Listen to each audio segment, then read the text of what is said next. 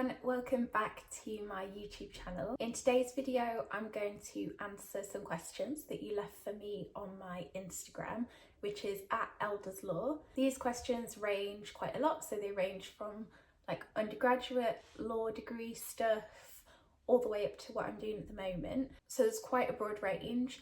What I have done is like where several questions are kind of similar, I've bundled them together to make a question that kind of covers everything. So it might be that you ask me a question and that specific question isn't here, but it's probably because I've like covered it in something else. So the first question is, do you have any tips for tackling university reading lists? I made a video a few years ago about how I take notes, or like how I took notes during my undergrad. I'm pretty sure that'll still apply. I can't remember exactly what I said there, but I think I stand by it. I would say go and have a look at that. I'd say in brief, first of all, start off by just reading like the introduction and conclusion of whatever you're reading, because that can really help you to work out what the main points of the text are, and it makes you more efficient when you're reading the actual text itself. Something that I've been guilty of in the past is trying to take notes of like every single sentence, but I actually think it's more effective if you try and read the article and then just summarise the argument. So I don't think you want more than like a paragraph of notes for an article, because you just want to pick up on the key points. On that point, I know I've had days where I'll have been sat reading an article or a case or something for hours. I do think that you fill the time you allow yourself. I just made sure that I like allotted a certain amount of time, so I would give myself an hour, for example, to read a particular article and take notes, and I just found that really helpful. Like generally I was able to get it done within that hour because I just focused on doing it and didn't allow myself to run past that time limit. The next question is, why did you decide to do a master's degree? I caveat what I say with the fact that I was incredibly privileged to be able to do a master's degree. Higher education in general, it can be like a really exclusive and inaccessible area, but particularly when it gets to like postgrad, because it can be so expensive, it's a real privilege to be able to do it. So I want to caveat like and acknowledge that first of all. I just really wanted to explore my subject more, and that's definitely what I got out of my master's. Like I was able to really deep dive into the areas of law that I found super interesting. I was able to come up with my own opinions and like actually have time to do that, because you focus such a small area in a lot more detail than you do at undergrad. How was the LLM compared to undergrad? So the LLM is like the name for the legal master's course. It was a very different experience, and there were a few reasons for that, other than the fact that it was postgrad and so I was studying things in more depth. I was working a lot alongside my master's degree, so I had like quite a few part-time jobs, which just meant that I wasn't able to commit all of my time to studying in the same way that I had done at undergrad. I worked alongside my undergrad, but studying was 100% the priority, whereas it just couldn't be when I was doing my master's. I just had to work more than I did at undergrad to sort of keep a roof over my head, basically. I think also when I got to master's level, I didn't necessarily feel like so much of a student. I was living with Cade, so I wasn't living with other students. And in some ways it kind of meant that my master's degree felt a bit like a job. So I would go into the office, meaning the university, during the day. I'd also have my part-time jobs and that sort of thing, but it just felt very different. Like I didn't really feel like a student. I went out a couple of times with other students on my course, but like not that much. I would say like the big difference is that doing my master's degree just allowed me to fully understand and evaluate different areas of law that I found really interesting, that might have only been covered in like one bullet point at undergrad level, and I love that. So a similar question is, what's the bar course like in comparison to uni? I've only done the first part of it, so I can only comment on that, but I would say it was very, very different. Ultimately, my impression was that it's more so a memory test than anything else. Like you're not being asked to analyse things, you're not being asked if you agree with a particular rule, you just need to remember it.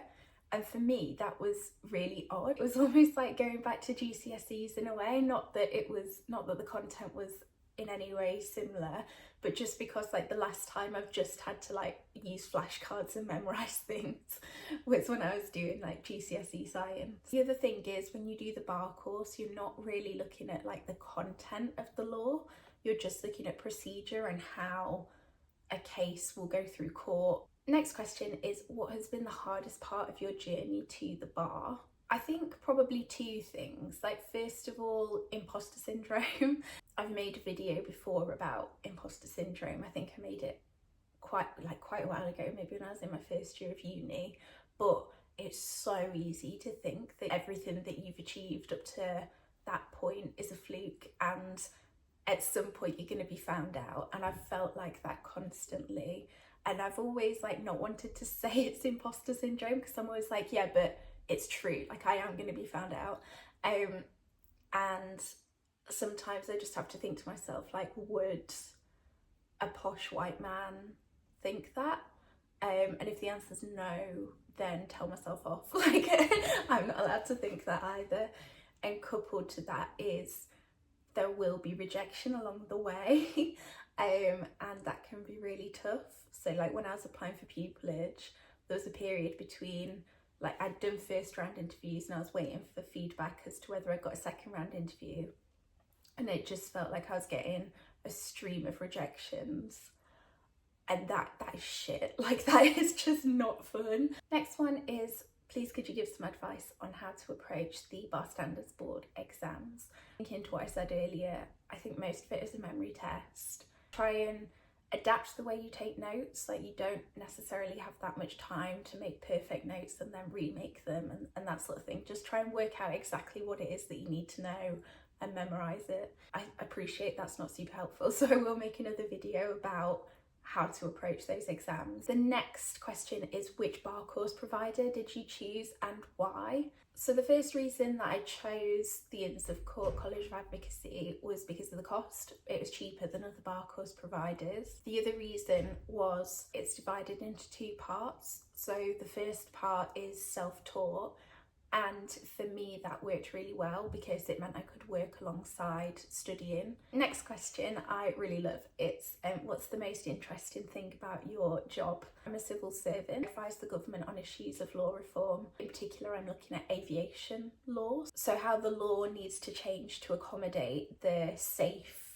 adoption of innovative aircraft. So like drones that use AI, and air taxis and that kind of thing. I think one of my favourite things is that you just learn so much, and I love learning, like I really do. I love learning about new areas of law. I love piecing together different statutes or regulations to try and form a big picture. Like, I really like problem solving. Because we're thinking about future legal issues, these things have generally never been in court, or they're not in textbooks, and so you're having to do that digging, and you kind of feel a bit like a detective. You end up becoming an expert in an area that is like super duper niche. So I now know a ridiculous amount about air traffic management and air navigation services, probably more than like most qualified lawyers, and that's quite cool. Next question, do you have any advice for an undergrad now you've made it to the bar? First of all, I've not really made it to the bar. I just want to caveat this because I don't want to jinx anything.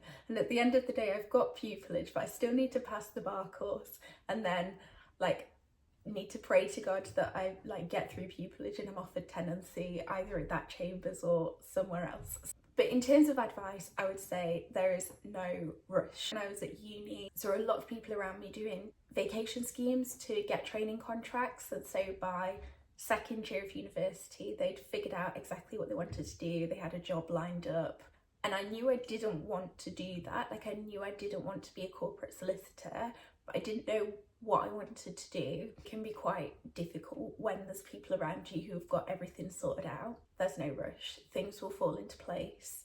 You'll be glad you didn't panic and apply to something that you weren't 100% set. And then final question is, do you have any advice for 18-year-old you? I think about this question quite a lot because I often work with this age group of students through things like Pathways to Law. It's a bit kind of cheesy, but I would say everything's going to be okay. Like, you'll find your path, you'll figure out what you're doing. Just chill out, like it's fine. You don't need to memorize every single fact for your A-levels. Focus on learning and enjoying learning. Okay, that is it for today's video. Have a fantastic new year. Please do go and follow me on Instagram if you're interested in asking more questions, because that's where I'll put up a little question box on my stories, or comment down below and I'll try and get back to you. But thank you so much for being here. Thank you so much for the support on my first video back as well. And I'll see you next time. Bye.